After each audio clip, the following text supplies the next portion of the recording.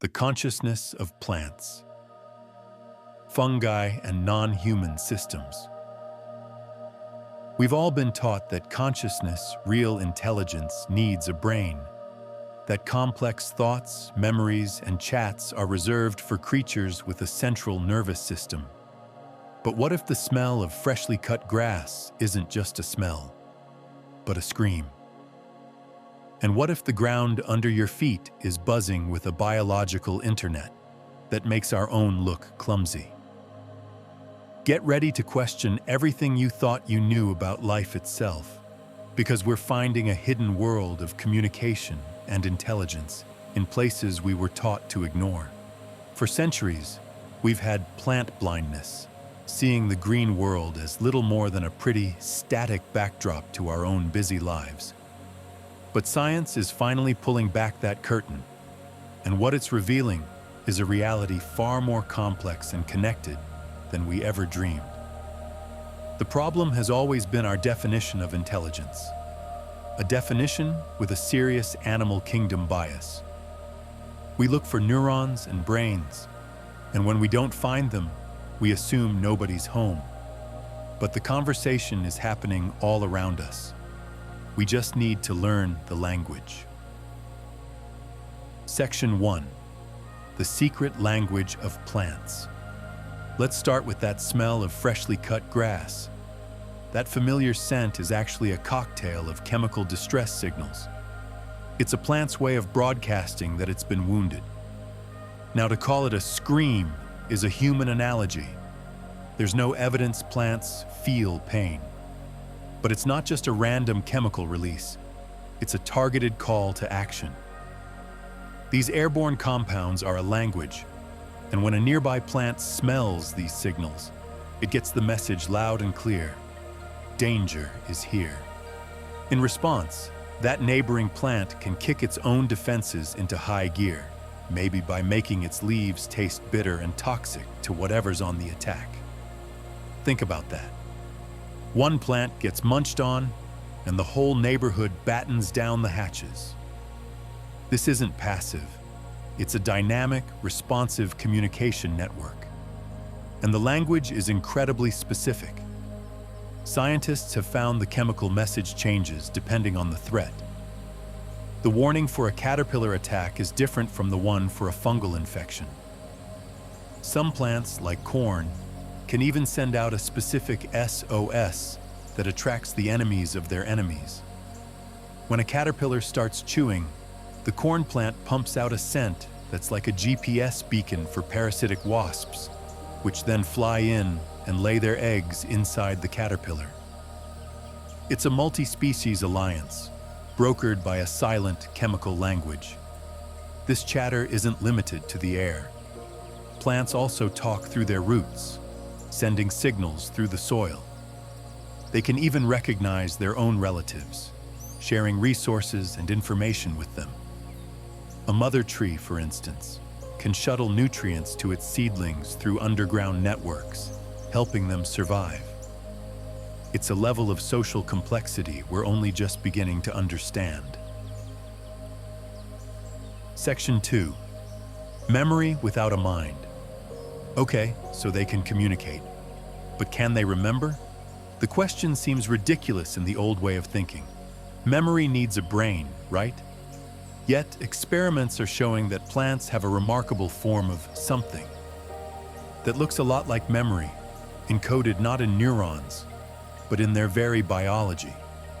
The classic example is the Mimosa pudica, the sensitive plant.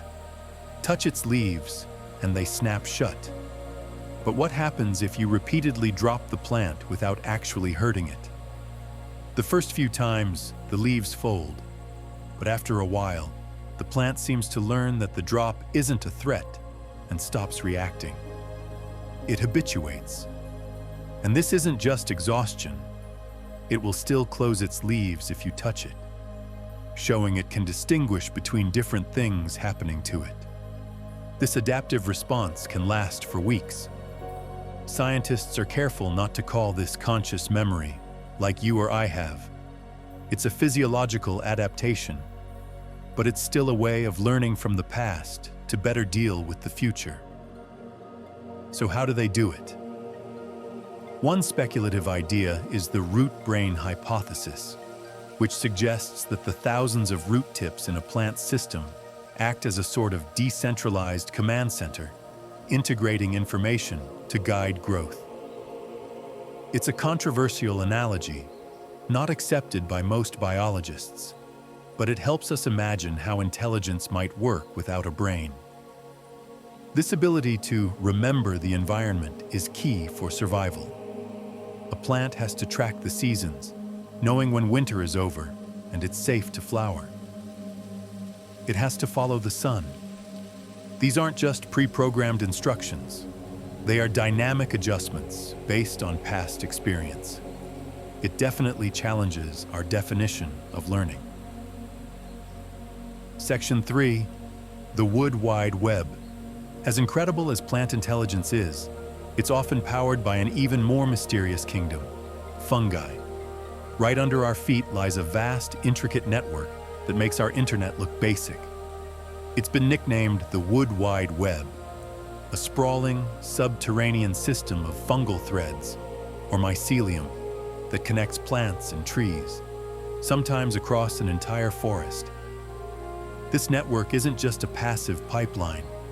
It's a living system that acts as a superhighway for resources and information. Trees use it to share things like carbon, nitrogen, and water. A healthy, mature tree can send supplies to struggling saplings, boosting the health of the whole community. It's a biological shared economy, where cooperation is a powerful survival strategy. And it's more than just a delivery service, it's a communication grid. If a plant at one end of the network gets attacked by an insect, it can send chemical warning signals through the mycelium to its connected neighbors. Those neighbors can then prep their own defenses before the threat even shows up. Recent research has shown that these mycelial networks exhibit incredibly strategic behavior. When presented with different food sources, the network doesn't just grow randomly, it optimizes its connections, preserving resources and prioritizing the best spots. Some researchers describe this as a form of basal cognition, observing that fungi display behaviors that are analogous to memory and decision-making. It's a decentralized, network-based intelligence that's totally alien to our brain-centered model, but incredibly effective. Section 4. A new definition of intelligence. So what does all this mean? We have plants that use complex chemical languages, show adaptive behaviors that look like memory, and are plugged into vast, intelligent fungal networks. The evidence is overwhelming. Our definition of intelligence has been way too narrow. For centuries, we've put the brain on a pedestal as the only source of real consciousness. But what if the brain is just one strategy for being smart? What if consciousness doesn't need neurons at all? This is the huge paradigm shift this science is forcing on us. Now, there's plenty of healthy scientific skepticism. Many scientists correctly point out that adaptive behavior isn't the same as subjective experience. There is no evidence a plant feels anything when its leaf is torn, even if it sends out a distress signal. When we use words like thinking or screaming, we're using metaphors to help us grasp these alien processes. But the debate itself is transformative. It's pushing us past a simple yes or no question about consciousness and toward a better one. What are the different forms of intelligence that life has evolved? We're discovering that intelligence might be a spectrum. It can be centralized in a brain, or it can be distributed through a root system or a fungal network. This doesn't make plants conscious in the human sense, but it does reveal them as complex, problem-solving organisms with a level of agency we never imagined. Section 5. The implications for us. Realizing that we're surrounded by non-neural intelligence isn't just a cool science fact. It has profound implications for how we see the world and our role in it.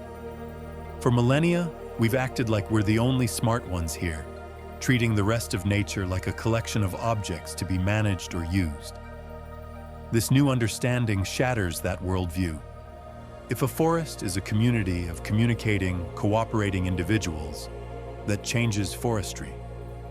If the soil is alive with an intelligent network that sustains everything, that changes agriculture. This science calls for a new kind of humility and respect for the non-human world. It asks us to see a plant not as an it, but as a being. To see a forest not as a collection of trees, but as a society. This shift helps cure our plant blindness, letting us see the world for what it really is, a vibrant, interconnected web of life, filled with countless ways of being and knowing. It suggests that life isn't just a brutal competition, but also a beautiful dance of collaboration and communication. Conclusion.